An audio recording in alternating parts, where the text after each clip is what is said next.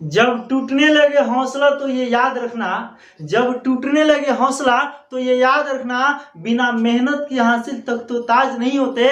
ढूंढ लेना अंधेरे में ही मंजिल अपनी, ढूंढ लेना अंधेरे में ही मंजिल अपनी, क्योंकि जुगनू कभी रोशनी के मोहताज नहीं होते। चलिए आज आपको हम बताते हैं प्रश्नावली 5.2 के 13 नंबर क्वेश्चन, क्योंकि इससे पहले वाले वीडियो में हम लोग 11 और 12 नंबर क्वेश्चन देखे थे, ठीक है ना। और आज हम लोग 13 नंबर क्वेश्चन को देखेंगे। 13 नंबर क्वेश्चन क्या कर रहा है कि 3 अंकों वाली कितनी संख्या है 7 से विभाज्य है।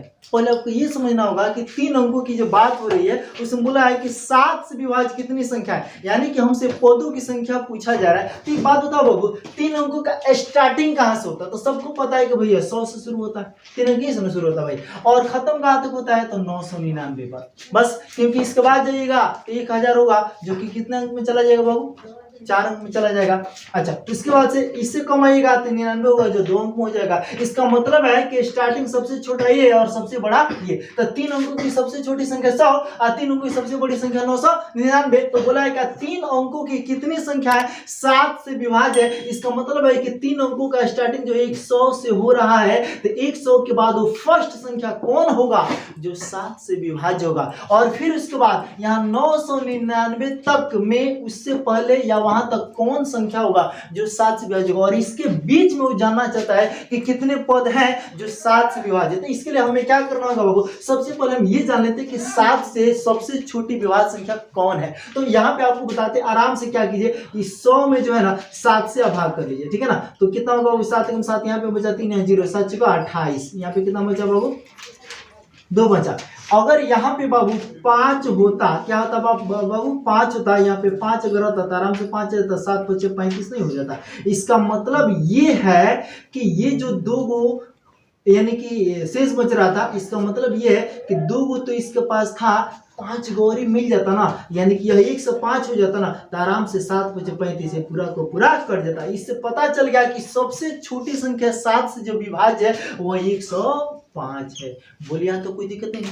उसके बाद अब थोड़ा सा इधर भी बढ़ जाते हैं कि 7 से सबसे बड़ी संख्या कौन है जो विभाज्य है? कितना अंक में? 3 अंक में, ठीक है ना। तो 7 से हम भाग कर लेते हैं 999। ये काम थोड़ा सा अलग आपको कर लेना है ताकि आपको समझ में आ जाए, इसलिए मैं भी अलग करके दिखा रहा हूँ। तो यहाँ पे क्या होगा? 7 कम 7 हो गया, यहाँ पे 2 बचे, यहाँ पे 9 हो गया, 7 चुका 28 हो गया, यहाँ पे 1 बचा, और यहाँ पे 9 है, 7 गुना 14 हो गया, और यहाँ पे कितना बचेगा बाबू? 5। यानी कि 5 जो फालतू में बच रहा है, ठीक है ना। अगर 5 को यहाँ नहीं रहता, 5 को यह कम रहता तो पूरा का पूरा कट जाता। इसका मतलब है कि 5 को इसमें हम कम कर देते हैं, अर्थात यहाँ 94 कर देते हैं, तो यहाँ पे 4 आ जाता, तो आराम से 7 गुना 14 पूरा का पूरा कट जाता। इससे हमको पता चल गया कि 994 जो है बाबू, यह 7 से कटने वाली सबसे बड़ी संख्या है। कितना अंक में? 3 अंकों में। तो यहाँ पे 2 चीज आपको मिला, 7 से कटने वाली सबसे छोटी संख्या, 7 से कटने वाली सबसे बड़ी संख्या। तो इसके बीच में इसका मतलब क्या है कि 7 को बढ़ाते जाएंगे तो पहला हो जाएगा हमारा पद 105, इसके बाद हो जाएगा 7 को इसमें जोड़ेंगे तो कितना होगा बाबू? 112। इसी क्रम में और ये आगे तक जाएगा और अंत में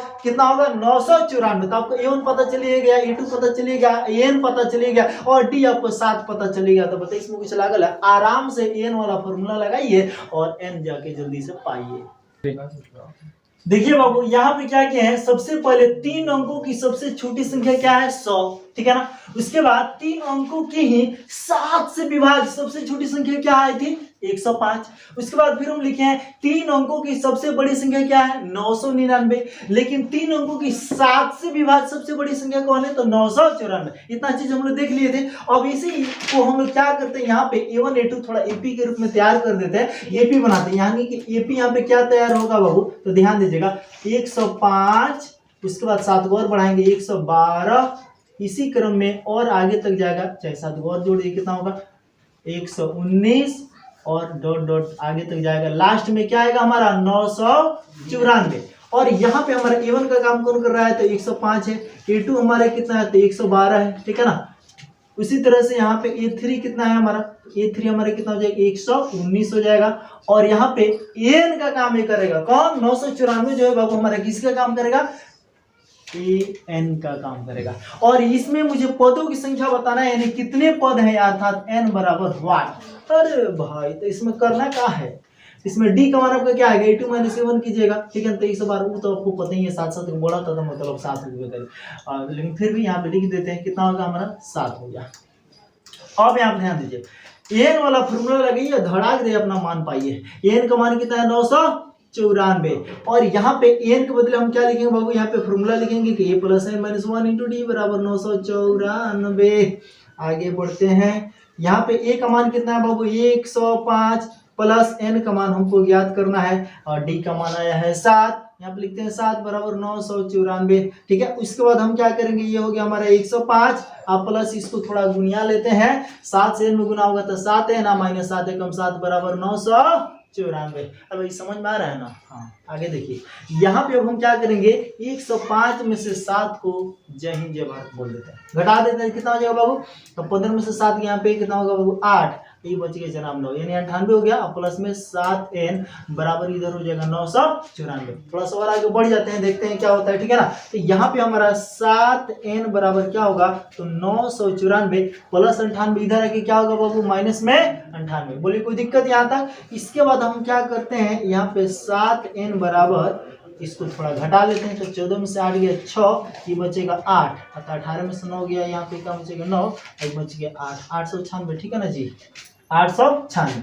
अब इसके बाद हम क्या करेंगे बाबू, n निकालने के लिए क्या करेंगे, तो 896 अब बटन करेंगे 7। बोले किसी दिक्कत, तो इस यहाँ पे क्या आ गया बाबू 896 बटा 7। अब यहाँ पे क्या करते हैं, 7 से इधर थोड़ा भाग करके देख लिया, 7 से 896 में भाग करके देख ले, तो 7 एकम 7 हो गया, यहाँ पे 1 और यहाँ बचा 9, और यहाँ हो गया 7 गुना 14, यहाँ पे आ गया यहाँ पे 5, और उसके बाद आ गया 4, 7 और 56 क्या है बाबू हमारा, तो हमारा 128 हमारा आ गया, ठीक है ना। तो आराम से इस 7 से इसको कटा देते 128 पर में, अर्थात यहाँ n बराबर हमारा क्या आ गया 128। तो इसका मतलब क्या है, इसमें पदों की संख्या हमारा कितना आ गया बाबू 128। तो यहाँ पे आराम से लिख सकते हैं अतः, ठीक है ना, आप लोग नीचे लिखिएगा अपने पन्ना में, ठीक है ना। अतः 7 से विभाज्य या 3 अंकों की 7 से विभाज्य संख्या है बराबर, ऐसे लिख दीजिए, ठीक है। अतः 3 अंकों की 7 से विभाज्य संख्याएं, 7 से विभाज्य संख्याएं बराबर कितना हो जाएगा बाबू 128, ही हमारा आंसर होगा, बस ठीक है। इसके बाद हम लोग 14 नंबर क्वेश्चन में देखते हैं। अब देखिए बाबू 14 नंबर क्वेश्चन क्या कर रहा है कि 10 और 250 के बीच में 4 के कितने गुणज है। अब गुणज के बारे में आप सबको पता है कि क्या होता है, ठीक है ना। ये 14 नंबर क्वेश्चन है बाबू, ध्यान दीजिएगा। गुणज का मतलब क्या होता है, थोड़ा सा इससे पहले बढ़िया से समझ लीजिए गुणज क्या होता है, ठीक है ना। जब 4 का गुणज आपसे कहा जाए तो इसका मतलब है पहाड़ा आवेला, वाह, यानी कि 4 से जितना भी संख्या कट जाए, तो पहाड़ा में हम लोग 40 तक पढ़ के रुक जाते हैं, लेकिन उससे आगे तक जाना है तो 4 से जितनी संख्याएं कट जाए सब के सब 4 के गुणज है। जैसे मान लो 4 खुद बा 4 दूना 8 4 3 12 इतने करके तू जहां तक चल जा, लेकिन 4 से कटने वाला संख्या ही होना चाहिए, ठीक है ना। जो 4 से जितनी संख्या कट जाए ना, वो सब के सब क्या कहलाएगी 4 का गुणज कहलाएगी। और गुणज को एक और नाम से जानते हैं, जान लीजिए अपवर्त भी कहते हैं। क्या कहते हैं बाबू, इसको अपवर्त भी कहते हैं, ठीक है ना। गुणज में गुणनखंड में अंतर है, अपवर्त में और अपवर्तक में अंतर है, ठीक है ना।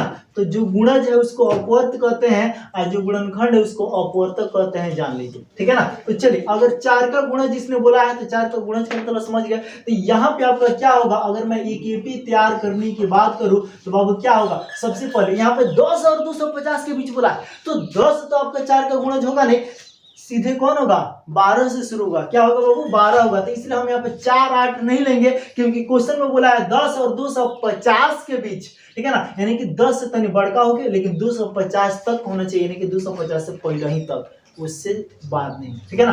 तो इसका मतलब क्या होगा, हमारा स्टार्टिंग कहाँ से होगा 12 से होगा, उसके बाद 4 और बढ़ाएंगे तो क्या होगा हमारा 12 4 16 होगा, फिर इसी तरह से 20 होगा। इसी क्रम में अगर हम आगे तक जाएं तो 250 तो आपका होगा नहीं, थोड़ा सा भाग करके हम लोग देख लेते हैं कि 250 और 4 6 24, यहाँ पे क्या बचा 1 0, 4 गुना 8, यहाँ देखिए तो यहाँ 2 शेष बच जा रहा, यानी कि 2 को जो एक्स्ट्रा बच रही 2 को ज्यादा है, इसका मतलब तो 2 को कम कर दे। अगर ये 48 होता है यानी 248 होता तो आराम से पूरा कर जाता, क्योंकि यहाँ बचता 8 4 गुना 8 आराम से कट जाता। इसका मतलब क्या है कि जो 250 की बात कर रहे हैं यहाँ पे 248 इसका अंतिम पद हमारा हो जाएगा, 248। ठीक है ना बाबू। तो यहाँ पे 4 से जो कटने की बात हो रही है वो 12, 16, 20 इस क्रम में जाएगा और 250 के पहले 248 तक जाके रुक जाएगा। तो यहाँ पे मुझे ये पता चला कि हमारा एपी जो तैयार हुआ इसमें पहला पद क्या है, दूसरा पद क्या है, तीसरा पद क्या है और अंतिम पद क्या है। तो यहाँ पे हमारा एपी के रूप में हम इसे जो सजाए हैं, A1 बराबर हमारा 12 हो गया, A2 हमारा 16 हो गया, A3 हमारा 20 हो गया और इसी क्रम में और आगे जाए तो यहाँ पे हमारा क्या हो जाएगा बाबू, AN कितना हो गया बाबू, 248 हो गया और यहाँ पे n बराबर व्हाट। आपसे यही पूछा जा रहा है कि कितने पद हैं, यानी कि या कितने गुणज है। ठीक है ना। तो 4 के गुणज का ये जानना है, यानी कि पदों की संख्या मुझे बताना है। तो यहाँ पे हम डी निकालने की बात करेंगे तो वो 4 ही होगा। A2 - A1 कर लीजिए, 16 में से 12 गया, 4 बचेगा और यहाँ पे AN का मान हमारा कितना है बाबू, 248 है। AN का मान निकालने में कोई दिक्कत नहीं हुआ है बाबू। चलिए AN का मान जो हमारा 248 है, AN वाले यहाँ फॉर्मूला लगाते हैं A + n - 1 × d। आपको मैं बार बार हर वीडियो में लगभग बोलता हूँ कि यही वो फॉर्मूला है AN वाला जिसके दम पर आपका पूरा प्रश्नावली 5.2 जो है ना खत्म हो जाएगा। ठीक है ना। और बार बार आप देख भी रहे हैं कि अगर किसी अन्य फॉर्मूले की जरूरत पड़ भी रही है तो वो बस यही है, बाकी तो इसे बन ही जा रहा है। ठीक है ना। A का मान कितना है तो 12, n का मान आपको ज्ञात करना है और d आया 4, इधर बाकी 248। बोलिए यहाँ तो कोई दिक्कत नहीं है। यहाँ पे होगा हमारा 12 और इससे गुना करें तो होगा 4n - 4 बराबर कितना होगा 248।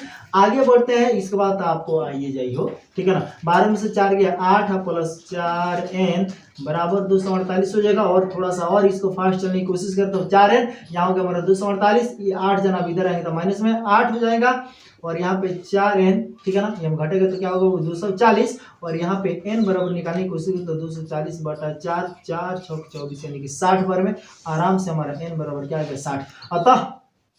अतः करके क्या लिखेंगे, अतः करके यहाँ नीचे जगह है तो लिख देते हैं कि 10 और 250 के बीच 4 के गुणज बराबर 60 आंसर। ठीक है ना। अतः 10 और 250 के बीच